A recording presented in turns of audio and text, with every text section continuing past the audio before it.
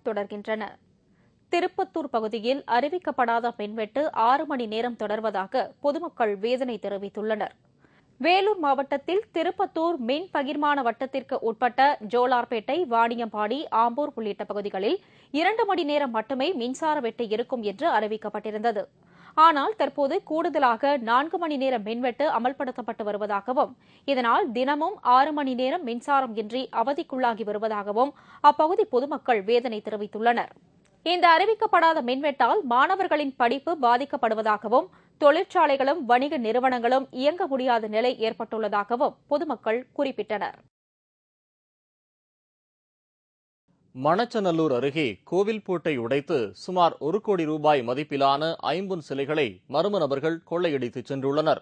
திருச்சி மாவட்டம் ஊட்டத்தூர் கிராமத்தில் உள்ளது பிரசித்தி பெற்ற சுந்தர ரத்னேஸ்வரர் ஆலயம். சுமார் 1400 ஆண்டுகள் பழமை வாய்ந்த இந்த கோவிலில் நேற்றிரவு ஐம்பொன் சிலைகள் வைக்கப்பட்டிருந்த அறையிலிருந்து சுமார் 2 அடி உயரமுள்ள அம்பாள், விநாயகர், சண்டீஸ்வரர் சுவாமிகளின் ஐம்பொன் சிலைகளை மர்ம நபர்கள் கொள்ளையடித்து சென்றுள்ளனர். இன்று காலை கோவிலை திறக்கச் சென்ற கோவில் குருக்கள் ஐம்பொன் சிலைகள் கொள்ளையடிக்கப்பட்டு இருப்பதைக் கண்டு அதிர்ச்சியடைந்து காவல்துறைக்கு புகார் கொடுத்தார். இதையடுத்து சம்பவ இடத்திற்கு விரைந்து வந்த பாடலூர் போலீசார் வழக்கு பதிவு செய்து விசாரணை மேற்கொண்டு வருகின்றனர். திருவண்ணாமலை மாவட்டம் ஆரணியில் உள்ள அரசு மருத்துவமனையை ஆரணி தேமுதிக சட்டமன்ற உறுப்பினர் பாபு முருகவேல் இன்று திடீர் ஆய்வு மேற்கொண்டார்.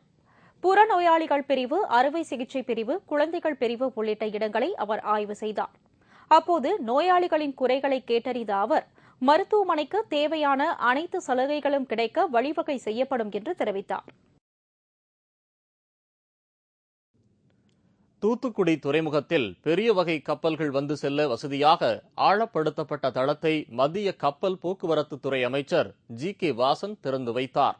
பெரிய வகை கப்பல்களான பனாமக்ஸ் கப்பல்கள் வந்து செல்ல வசதியாக தூத்துக்குடி துறைமுகம் 12.8 மீட்டர் ஆழப்படுத்தப்பட்டுள்ளது. இந்த ஆழப்படுத்தப்பட்டுள்ள துறைமுகத்தை திறந்து வைத்த பின்னர் ஜி.கே. வாசன் செய்தியாளர்களிடம் பேசினார். தமிழ்நாட்டில் மின்சார தட்டுப்பாட்டை போக்க கூடங்குளம் அணுமின் நிலையம் அவசியம் என்றும், இதன் மூலம் இந்தியாவின் பொருளாதாரம் வளர்ச்சியடையும் என்றும் கூறினார். பேருந்து கட்டண உயர்வு மற்றும் பால் விலை உயர்வால் பொதுமக்கள் மிகவும் பாதிக்கப்பட்டுள்ளதாக அவர் தெரிவித்தார். தமிழ்நாட்டிற்கு மத்திய அரசு கடந்த ஆண்டை விட இந்த ஆண்டு 3467 கோடி ரூபாய் கூடுதலாக ஒதுக்கியுள்ளதாகவும் ஜி.கே. வாசன் அப்போது கூறினார். கடலூரில் மாற்றுத்திறனாளிகளின் விழிப்புணர்வு பிரச்சாரம் மற்றும் 3ஆம் ஆண்டு முன்னேற்ற பாதை விழா இன்று நடைபெற்றது. புதுடெல்லி தேசிய அறக்கட்டளை மற்றும் தன்னார்வ தொண்டு நிறுவனமும் இணைந்து கடலூரில் இன்று 3ஆம் ஆண்டு முன்னேற்ற பாதை விழா நடத்தியது. மாற்றுத்திறனாளிகளின் விழிப்புணர்வு பிரச்சாரத்தை கடலூர் மாவட்ட ஆட்சியர் அமுதவள்ளி தொடங்கி வைத்தார். விழாவில் மாற்றுத்திறனாளிகளின் பெற்றோர்களுக்கு தக்க அறிவுரைகளும் அவர்கள் கடைபிடிக்க வேண்டிய வழிமுறைகளை பற்றியும் தொண்டு நிறுவனங்கள் விழிப்புணர்வு பிரச்சாரத்தின் மூலம் எடுத்துரைத்தன. மேலும் நிகழ்ச்சியில் கலந்து கொண்ட ஏராளமான மாற்றுத்திறனாளிகளுக்கு 3 சக்கர சைக்கிள்கள் வழங்கப்பட்டன. கூடங்குளம் அணு உலைக்கு பேச்சுப்பாறை அணையிலிருந்து தண்ணீர் வழங்கலாம் என்று முன்னாள் குடியரசுத் தலைவர் அப்துல் கலாம் தெரிவித்த கருத்துக்கு நாகர்கோவில் விவசாயிகள் கடும் எதிர்ப்பு தெரிவித்துள்ளனர். நாகர்கோவில் மாவட்ட ஆட்சியர் அலுவலகத்தில் விவசாயிகள் குறை தீர்க்கும் கூட்டம் நடைபெற்றது. மாவட்ட ஆட்சியர் மதுமதி தலைமையில் நடைபெற்ற இந்த கூட்டத்தில் விவசாயத்துறை அதிகாரிகள், விவசாய அமைப்பு பிரதிநிதிகள் உள்ளிட்ட பலர் கலந்து கொண்டனர். முன்னாள் குடியரசுத் தலைவர் அப்துல் கலாம் பேச்சிப்பாறை அணையிலிருந்து கூடங்குளம் அணு உலைக்கு தண்ணீர் வழங்கலாம் என்று தெரிவித்த கருத்துக்கு விவசாயிகள் கடும் எதிர்ப்பு தெரிவித்தனர். பேச்சிப்பாறை அணை தண்ணீரை கூடங்குளத்திற்கு வழங்கினால் மாவட்டத்தில் விவசாயம் முற்றிலும் அழிந்துவிடும் என்று விவசாய சங்கத்தினர் கருத்து தெரிவித்தனர். வாகனங்களுக்கான டயர் கடை குடோன் ஒன்றில் ஏற்பட்ட தீ விபத்தில் பல லட்சம் ரூபாய் மதிப்பிலான பொருட்கள் எரிந்து சாம்பலானது. புதுச்சேரி மறைமலை அடிகள் சாலையில் உள்ள டயர் கடை குடோனில் கார், வேன், பஸ் உள்ளிட்ட வாகனங்களுக்கு தேவையான புதிய டயர்கள் வைக்கப்பட்டிருந்தது. இன்று காலை அந்த குடோனில் திடீரென தீ விபத்து ஏற்பட்டு அங்கு வைக்கப்பட்டிருந்த பல லட்சம் ரூபாய் மதிப்புள்ள புதிய டயர்கள் எரிந்து சாம்பலானது. தகவல் அறிந்த தீயணைப்புத் துறையினர் சம்பவ இடத்திற்கு விரைந்து வந்து பல மணி நேரம் போராடி தீயை கட்டுக்குள் கொண்டு வந்தனர். இதேபோல் சென்னை அருகே உள்ள மூலக்கொத்தளத்தில் தனியார் விடுதி ஒன்றின் மேல் இருந்த செல்போன் டவர் ஒன்று எரிந்து சாம்பலானதில் 2 கோடி ரூபாய் மதிப்பிலான பொருட்கள் எரிந்து சாம்பலானது. பெங்களூரில் நடைபெற்ற ஃபேஷன் ஷோவில் பாலிவுட் நடிகர்கள் கலந்து கொண்டு நடனமாடியதை ஏராளமான ரசிகர்கள் ரசித்தனர். பிரபல ஆடை வடிவமைப்பாளர் ரமேஷ் டிம்பிள் வடிவமைத்த ஆடை அலங்கார கண்காட்சி பெங்களூரில் நடைபெற்றது. இதில் அழகாக வடிவமைத்த சேலைகளை அணிந்து மாடல் அழகிகள் மேடையில் ஒயிலாக நடந்து சென்றனர்.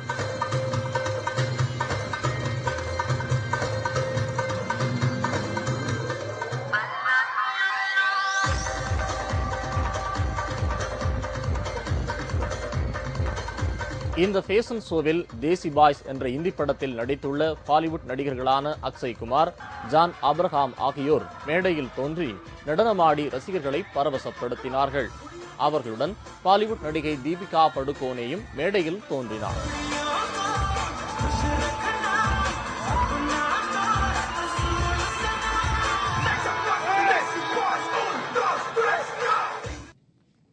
அருணாச்சல பிரதேசத்தில் இந்தியா சீனா எல்லையோர பகுதியில் இந்திய விமானப்படை விமானங்கள் தரையிறங்குவதற்கு வசதியாக விமான தளம் ஒன்று திறக்கப்பட்டுள்ளது. இந்த விமான தளத்தை திறந்து வைத்த அருணாச்சல பிரதேச ஆளுநர் ஜே சிங், இந்தியாவின் படை பலத்தை பலப்படுத்துவதற்காகவும் இப்பகுதியில் பொதுமக்களின் வசதிகளை மேம்படுத்தவும் இந்த விமான தளம் தொடங்கப்பட்டுள்ளதாக கூறினார். இந்தியா சீனா எல்லையில் சீன படையினர் அவ்வப்போது ஊடுருவும் முயற்சிகளில் ஈடுபட்டு வரும் நிலையில் இந்தியா இந்த விமான தளத்தை தொடங்கியுள்ளது முக்கியத்துவம் வாய்ந்ததாக கருதப்படுகிறது.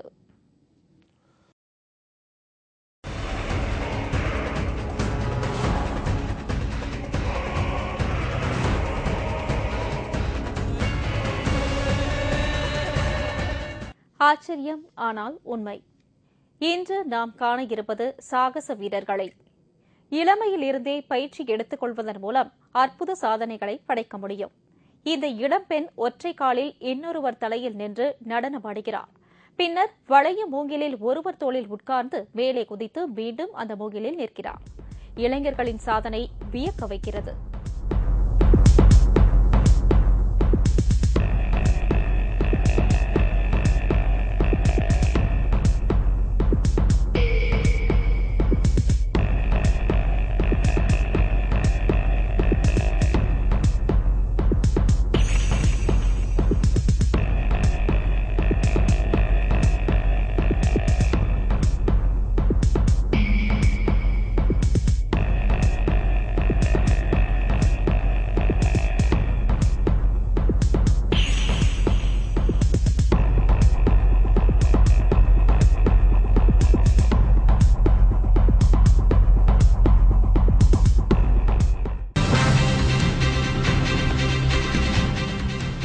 ஐஸ் ஹாக்கி போட்டி விளையாடிய ரஷ்ய அதிபர்.